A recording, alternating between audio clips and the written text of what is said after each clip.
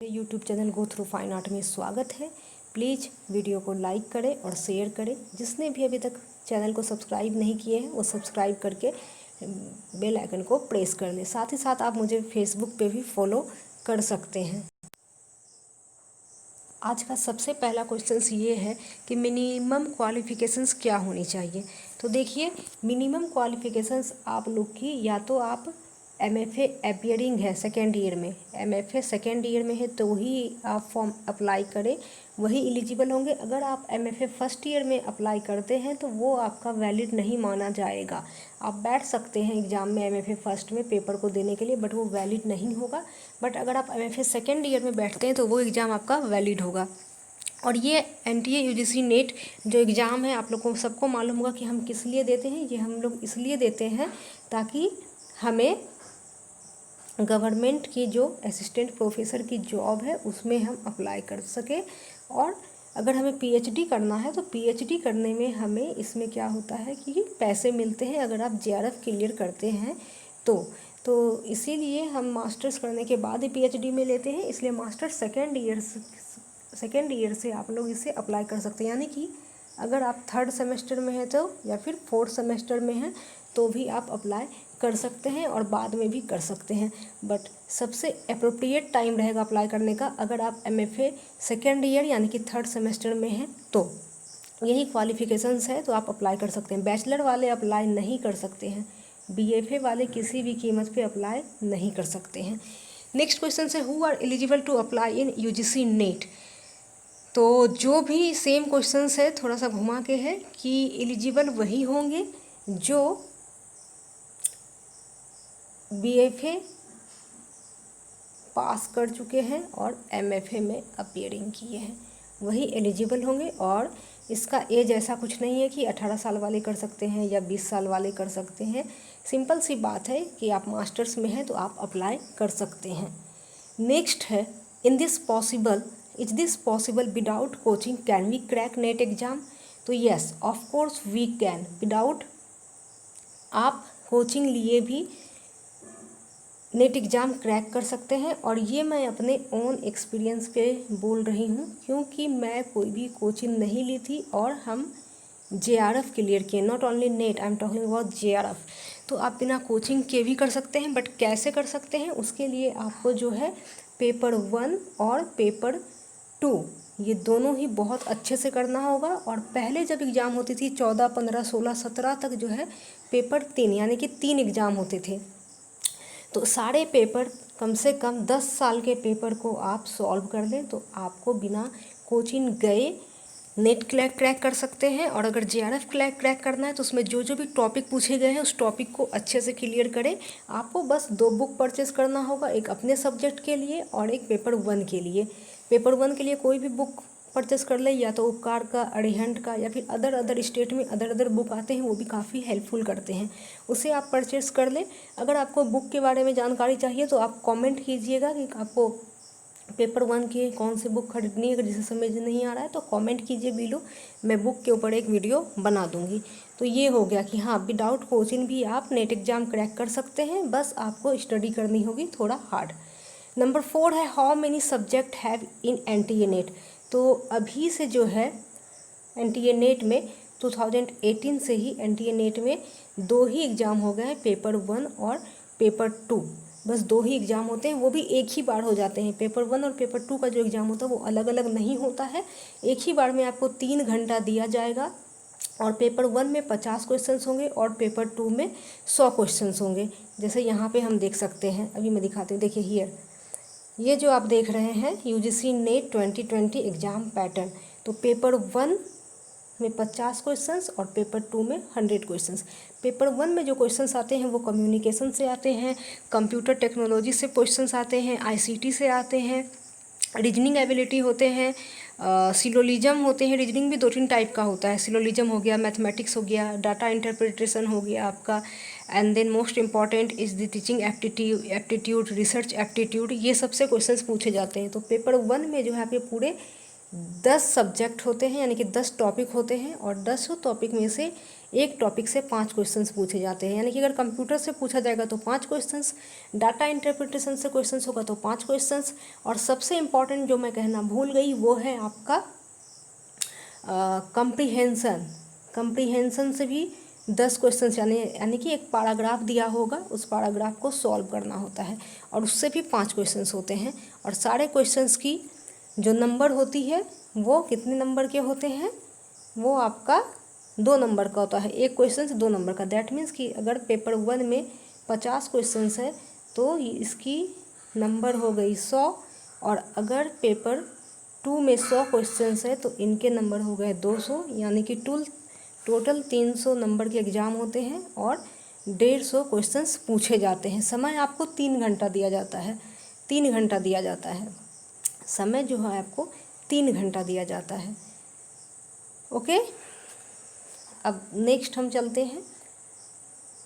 ये बता दिए कि सब्जेक्ट 2 पेपर होते हैं। पहले दोनों पेपर अलग अलग होते थे, अलग अलग टाइम में, बीच में हाफ एन आवर का टाइम गैप होता था, जैसे कि आप उस समय लंच कर सकते हैं। अगर आपको कहीं वॉशरूम जाना है तो जा सकते हैं, वॉशरूम अभी भी आप जा सकते हैं, बट अभी क्या आपको 3 ही घंटा में जो करना है, कीजिए, वॉशरूम जाइए, पानी पीजिए, जो भी करना, आपको कोई भी अलग टाइम नहीं दिया जाएगा ये सब चीज़ के लिए। नेक्स्ट है how many paper we have to attend.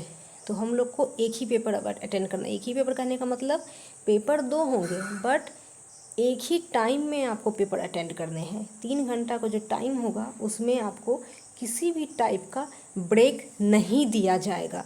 और पेपर सेकंड जो होगा, जो पेपर 2 होता है, उस पेपर 2 में आपको अपने सब्जेक्ट से क्वेश्चंस पूछे जाते हैं। अगर आप इकोनॉमिक्स के हैं तो इकोनॉमिक्स से पूछे जाएंगे, हिस्ट्री से तो हिस्ट्री से, ज्योग्राफी से तो ज्योग्राफी से, फिजिक्स से है तो फिजिक्स से, फाइन आर्ट्स से हैं तो फाइन आर्ट्स से क्वेश्चंस पूछे जाएंगे। अगर आप कंजर्वेशन और म्यूजियोलॉजी से हैं तो म्यूजियोलॉजी से क्वेश्चंस पूछे जाएंगे। इस तरह से आपका जो भी सब्जेक्ट है उससे क्वेश्चंस पूछे जाएंगे। नेक्स्ट है how many questions are there. तो ये तो मैं आप लोग को बता ही दी कि 150 क्वेश्चंस होंगे और इसके मार्क्स होंगे 300। एक क्वेश्चंस पे आपको 2 नंबर मिलता है। नेक्स्ट है how much time we get in the exam hall. ये भी मैं आपको बता दी हूँ कि 3 घंटा, 150 क्वेश्चंस के लिए आपको 3 घंटे दिए जाएंगे एग्जाम हॉल में। In which language questions asked, very important questions, कि कौन से लैंग्वेजेस में क्वेश्चंस पूछे जाते हैं। तो आजकल पेपर आप लोग को मालूम है कि ऑनलाइन पेपर हो गया है। तो जब आप ऑनलाइन बैठते हैं कंप्यूटर पे तो यहाँ पे एक छोटी सी बटन होती है।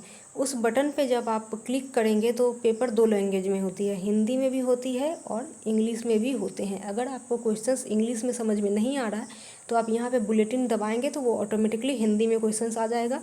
और अगर हिंदी में समझ में नहीं आ रहा है और अगर आप यहाँ पे जो बुलेटिन रहते हैं उस बुलेटिन को अगर प्रेस करेंगे तो ऑटोमेटिकली आपके क्वेश्चन जो है इंग्लिश में आ जाएंगे। तो कौन सा क्वेश्चंस आपको कैसे देखना है ये कम्प्लीटली आप पे डिपेंड करता है। अगर आप अगर आप 150 क्वेश्चन चाहते हैं कि हम इंग्लिश हिंदी दोनों में देखें तो दोनों में देख सकते हैं, बट आपका जो है टाइम वेस्ट होगा, क्योंकि आप बार बार हिंदी देखोगे फिर इंग्लिश देखोगे तो इसमें टाइम वेस्ट होगा। फिर भी अगर क्वेश्चन समझ में नहीं आ रहा है तो आप इंग्लिश हिंदी दोनों में ज़रूर देखें। और आप क्वेश्चंस कुछ क्वेश्चंस आप हिंदी में भी अटेंड कर सकते हैं और क्वेश्चंस अंग्रेजी में भी अटेंड कर सकते हैं। ऐसा नहीं है कि अगर आप हिंदी में किए हैं तो हिंदी में ही सारा क्वेश्चंस करना होगा, या अगर अंग्रेजी में किए हैं तो अंग्रेजी में ही करना होगा, ऐसा कुछ नहीं है।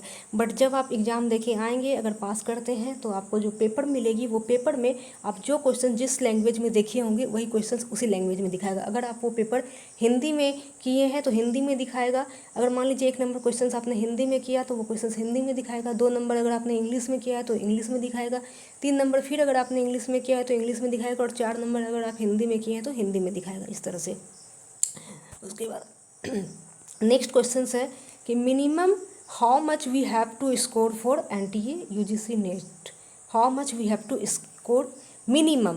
तो मिनिमम सबके लिए अलग अलग होगा। OBC के लिए अलग होगा, SC के लिए अलग होगा, ST के लिए अलग होगा और जनरल के लिए अलग होगा। फिर भी मैं एक सबके लिए कट ऑफ बता देती हूँ, OBC SC ST जनरल सभी के लिए। अगर आप लोग को ओनली नेट क्वालिफाई करना है तो एटलीस्ट 60%, ओनली नेट कर क्वालिफाई करना है तो आपको 58 to 60% का टारगेट रखना होगा, तभी जाके नेट आपका क्वालिफाई होगा। और अगर आप लोग को JRF क्वालिफाई करना है तो JRF के लिए एटलीस्ट आप लोग को कम से कम 65 to 70% का टारगेट रखना होगा। और ये सब्जेक्ट टू सब्जेक्ट वैरी भी करता है। जैसे कि अगर आप संस्कृत का एग्ज़ाम दे रहे हैं तो हो सकता है कि अगर आप मान लीजिए कि संस्कृत का एग्ज़ाम दे रहे हैं तो हो सकता है कि संस्कृत का स्कोर थोड़ा कम जाए, हो सकता है कि 55% में ही नेट हो जाए, हो सकता है कि 60% में ही JRF हो जाए। ये कम्प्लीटली डिपेंड करता है कि एग्ज़ाम में कितने लोग बैठ रहे हैं, कितने स्टूडेंट अपीयर कर रहे हैं और कितने लोग एग्ज़ाम दे रहे हैं। बट अगर हम मिनिमम बात करें, जैसे कि NTA UGC नेट में पूरे 81 सब्जेक्ट होते हैं, Hindi, English, math, geography, geology, physics, chemistry, economics, computer science, museology, इस तरह से अगर हम देखें तो पूरे 81 सब्जेक्ट होते हैं। और अगर आप मिनिमम अगर आप देखेंगे क्वालिफ़िकेशंस नेट में जो लोग क्वालिफाई करते हैं वो वही होते हैं 58% से 60% वाले, और JRF में वही होता है 62 से 66, ये आपका मिनिमम है। और मैक्सिमम तो कुछ भी जा सकता है 70%, 72%, 69% and so on. Next question से what is the benefit of NET और JRF। तो नेट और JRF के बहुत सारे बेनिफिट हैं। अभी के अगर हम तौर पे बात करें 2020 को लेके, तो अगर आप नेट क्वालिफाई करते हैं तो आप असिस्टेंट प्रोफेसर के लिए एलिजिबल हो जाते हैं, और साथ ही साथ आपको PhD में एडमिशन मिल जाता है बिना किसी अदर एग्ज़ाम के। जैसे कि रेट वगैरह किसी किसी कॉलेज में होता है, तो ये रेट वेट से आप बच जाएंगे और डायरेक्ट आपको PhD में एडमिशन मिल जाएगा। फिर JRF के क्या फ़ायदे हैं, तो JRF के ये फ़ायदे हैं कि JRF में आपको अगर आप PhD में एडमिशन लेते हैं तो PhD में अगर आप एडमिशन लेते हैं तो आपको 35,000 मिलते हैं। और अगर आप मेडिकल से किए हैं या फिर IIT यानी कि अगर ऐसे कुछ कॉलेज में पढ़ते हैं तो वहाँ और भी ज़्यादा पैसे मिलते हैं PhD करने के लिए गवर्नमेंट की तरफ से। और आज का आप लोग का जो मैं बोली थी कि मैं आज बोनस टिप आप लोग को दूंगी, तो आज का बोनस टिप ये है कि JRF जैसे ही आप क्वालिफाई करते हैं, JRF क्वालिफाई करने के बाद आप 2 साल के अंदर आपको एडमिशन लेना होता है। अगर आप मान लीजिए 1 जून 2020 को अगर आपने JRF क्वालिफाई किए हैं तो आपको नॉट 1 जून बट 31 मई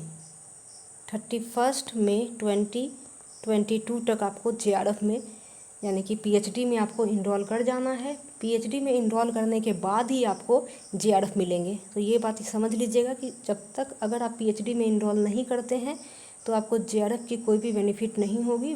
बस यही बेनिफिट होगी, अगर आप असिस्टेंट प्रोफेसर के लिए अप्लाई करेंगे तो यहाँ पे आपको 7 नंबर मिलते हैं, नेट और JRF मिला के 7 नंबर मिलते हैं, तो ये एक बेनिफिट है।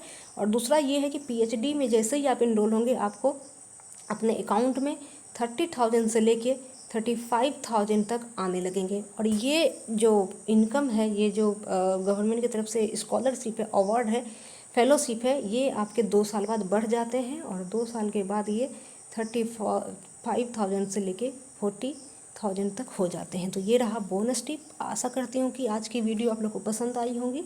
पसंद आए तो please go through fine art को सब्सक्राइब करें और बेल आइकन को प्रेस करें। अगर कोई भी क्वेरीज है इससे रिलेटेड तो आप कमेंट कर सकते हैं कमेंट सेक्शन में, मैं जल्दी ही आप लोग को रिप्लाई करूँगी।